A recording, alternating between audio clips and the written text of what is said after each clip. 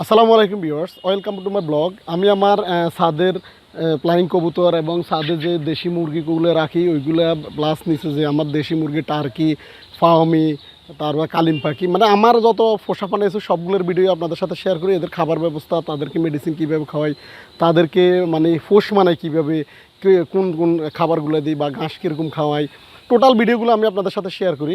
তো এর মধ্যে হচ্ছে খাবার নিয়ে আমি এর আগে লং ভিডিও ছিল, খাবার আমি কীভাবে প্রসেসিং করে খাওয়াই, রৌদ্র দিই বা গোটা ভুট্টা খাওয়ানোর কথা সবাইকে আমি বারবার আমার দুই একটা ভিডিওতে অলরেডি আছে। আমি কখনোই আসলে ওদেরকে ভাঙা যে ভুট্টাটা ওটা খাওয়াই না।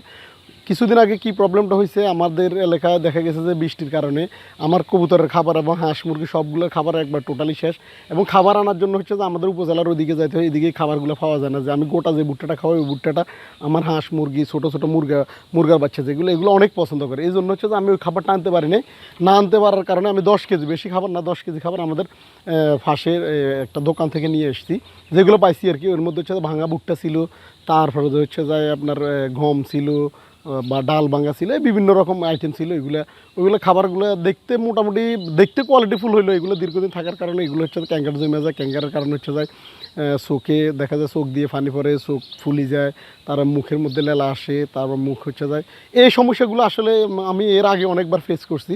এই কারণে আমি আপনাদেরকে বারবার বলতে থাকি যে আপনারা যাতে টোটালি এই খাবারগুলো না খাওয়ান। এই জন্য আমি কিন্তু এই ভুলটা আমি করে ফেলছি। দেখা গেছে যে ওই সমস্যাটা তো বললাম আমি আপনাদেরকে, 10 দিন খাওয়ানোর কারণে আমার একবার টোটালি যতগুলো মুরগি আছে সবগুলোকে এফেক্ট আসছে। হাঁস না, শুধু মুরগাগুলো। এর ভিতরে কিছু মুরগা আমার সার্ভাইভ করতে পারে না, আর কিছু মুরগাকে আমি অনেক কষ্টে টিকেতেছি।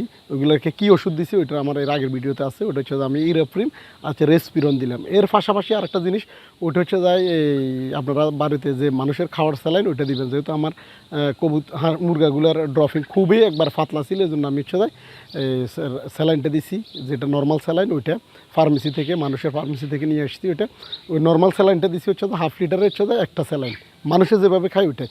এবং এর সাথে হচ্ছে মেট্টিলটা হচ্ছে মানুষের ফার্মেসি থেকে নিয়ে এসেছি, মেট্টিলটা একটু দিচ্ছি। গায়ের মধ্যে জ্বর থাকলে ওটা হচ্ছে যে আমাদের যে নাফা এটা প্লেন নাফা যেটা ওইটাকে হচ্ছে যে আমি 8 ভাগ করি 1 ভাগ, অথবা বেশি সমস্যা হলে 4 ভাগের 1 ভাগ করে এভাবে দিয়ে দিচ্ছি। জ্বরটা আপনারা দেখবেন, দেখে বেশি অতিরিক্ত গরম হলে হচ্ছে ওইটা দেবেন। এখন হচ্ছে তাই আমি আজকে আবার খাবার নিয়ে এসেছি। খাবারগুলো দেখেন কত সুন্দর ফার্স্ট ক্লাস ভুট্টাগুলো। এই যে এখানে দেখেন, এখানে শুধু আছে গম, গোটা ভুট্টা, তার হচ্ছে সাদা মোটা যেটা ওইটা, আর হচ্ছে যে ছোলা। এই আইটেমটাই এখন হচ্ছে যে আমার টোটালি যত হাঁস মুরগা বা আমার কবুতর, এই খাবারটা শুধু যে আমি এই হাঁস মুরগাকে দিই তা না, এগুলো হচ্ছে যে আমার কবুতরগুলোকেও দিই। আর এইখানে হচ্ছে যাই আমার যে 10টা আছে ওই 10টাই আছে, আল্লাহর রহমতে এগুলোর কোনো সমস্যা হয় না। এই যে দেখতেছেন মুরগাগুলো, এই মুরগাগুলোর সাথে আমি খুব শীঘ্রই যে ওই যে কালো যেই মুরগার সাথে দেশি কিছু মুরগা আছে ওইগুলো আমি নিয়ে আসবো, বেশি দিন রাখবো না। ওইগুলোকেও খুব শীঘ্রই এখানে, যেহেতু দুইটা আছে এখানে দাপ্পি, দুইটার মধ্যে হচ্ছে একটার মধ্যে হচ্ছে ওরা থাকে, ওরা অলরেডি মোটামুটি ফোস মানে গেছে। এরা সকালবেলা সারার পরে নিচে প্লাস তাদের বিভিন্ন জায়গায় আনাচে কোনাচে ঘোরাঘুরি করে, এবং নিচে যে ঘাস বা অন্য যে খাবারগুলো থাকে, গ্রিট, তারপরে যে মাটি, যা যা খাওয়ার দরকার এগুলো খাওয়ার পরে একবার আসরের নামাজের পরে মাগরিবের আধা ঘন্টা 1 ঘন্টা আগে এরা ছাদে আসি ঘোরাঘুরি করে। এই জন্য হচ্ছে যে আমি ওই টাইমটার মধ্যে এই খাবারটা দিলাম। এখানের মধ্যে দেখবেন যে আপনার কয়েকদিন আসলে ভাঙা ভুট্টা দেওয়ার কারণে গোটা ভুট্টাটা খাইতেছে না, কিন্তু গোটা ভুট্টাটা এর আগে খাওয়ার দিলে সাথে সাথে খেয়ে ফেলতো এরাই। এই সাইজের মুরগাই কিন্তু গোটা ভুট্টা খায়। আর হচ্ছে যায় এটাতে হচ্ছে যে আপাতত হচ্ছে যে এই দাপ্পিটার মধ্যে হচ্ছে আমি আপাতত রাখতেছি কালিমটা। আসলে এই ভুলটা আমার, এই কাজটা আরও আগে করা উচিত ছিল। এখানে হচ্ছে কালিমটাকে যদি রাখতাম তাহলে আমার 2টা কালিম এখানে থাকতো, ডিমে তা দিত বা সমস্যাটা হইতো না। এখন আপাতত কালকে ফার্স্ট রাখলাম, এই কয়েকদিন এই যে দেখতেছেন একটা উঠে গেছে। কীভাবে উঠে দেখেন, এই যে দেখেন, এদেরকে আমি এমনভাবে ট্রেন করাইছি। এদেরকে আসলে দেশি মুরগার ব্রেন অনেক শার্প থাকে।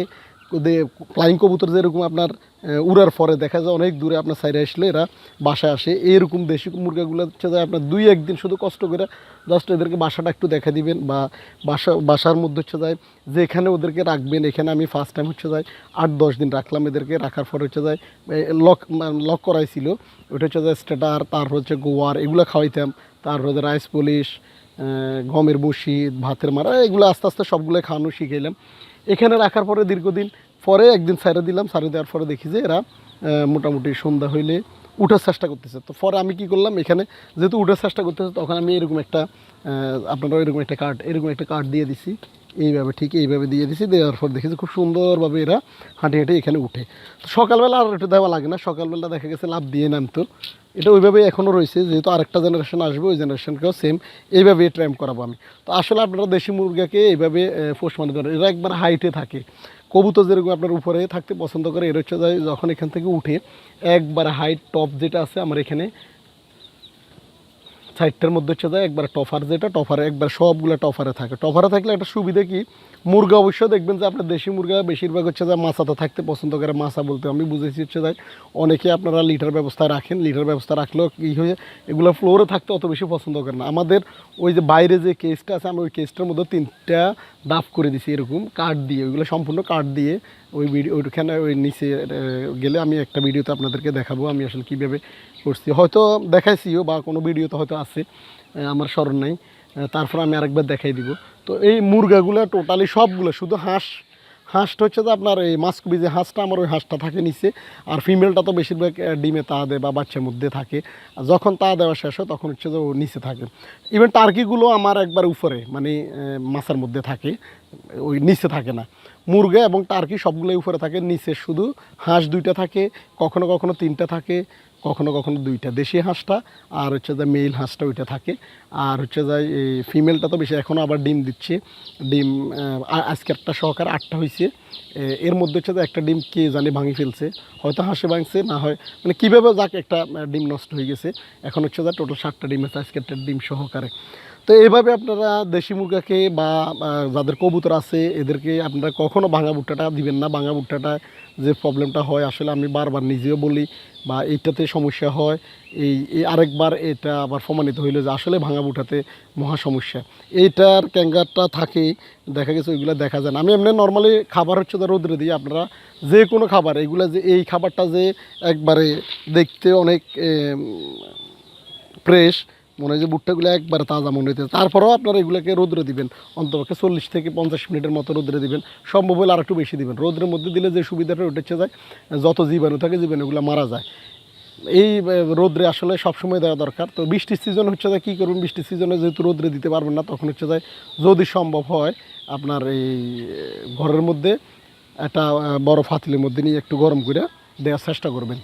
যেহেতু আমাদের এটা শখের জিনিস, আসলে যখন এটা হারাই যায় তখন এটা বোঝা যায় যে আসলে অনেকে হয়তো চিন্তা করবেন যে না এত কঠিন কষ্ট কেন করব। যখন আপনার একটা শখের জিনিস নষ্ট হয়ে যাবে তখন আসলে বুঝবেন, তখন আপনার অনেক রকম প্রসেসিং করলেও এটাকে আর ওই যে রোগ প্রতিরোধ ক্ষমতাটা আপনার যখন রোগটা আসি যাবে, এদের মধ্যে ভাইরাসটা যখন আক্রমণ করবে তখন আর কোনো রকমে কাজ করবে না। আপনি অনেক রকমের ওষুধ দিতে চেষ্টা করবেন, কোনো ওষুধে হয়তো দেখবেন যে কাজ করবে না ওই হারে। যেগুলোর মধ্যে হচ্ছে রোগ প্রতিরোধ ক্ষমতা ভালো থাকে ওইগুলো টিকবে, আর যেগুলো রোগ প্রতিরোধ ক্ষমতা কম থাকে ওইরকম ওইগুলো আর টিকবে না। তো এই জন্য হচ্ছে যে আপনাদেরকে আমি আসলে বারবার এই কথাটাই বলতে চাইতেছি যে আপনারা কখনও আমার মতো সেম ভুলটা করবেন না, যে খাবারকে নিয়ে যত কষ্টই হোক না কেন বাইরে থেকে গোটা ভুট্টাটা দেওয়ার চেষ্টা করবেন। যদি ভুট্টা খাওয়া না, যদি ভুট্টা না খাওয়ান তাহলে হচ্ছে যায় চেষ্টা করবেন ভালো মানের খাবারটা দিতে। যদিও ভাঙা কোনো খাবার যেটা অনেক দিন জমা থাকে ওইটা না দেওয়ার চেষ্টা করবেন। ছাদের মধ্যে হচ্ছে যায় আমি যখন কবুতরে খাওয়ার জন্য গেছি তখন হচ্ছে যায় ওইখানে ওই দিন বাজার ছিল, বাজার থাকার কারণে আমি একজন লোকরে বললাম যে উনি বলছে জালি 2টা জালি নিতে। তো আমি 10 টাকা করে 2টা জালি আনি এখানে লাগাই দিছি।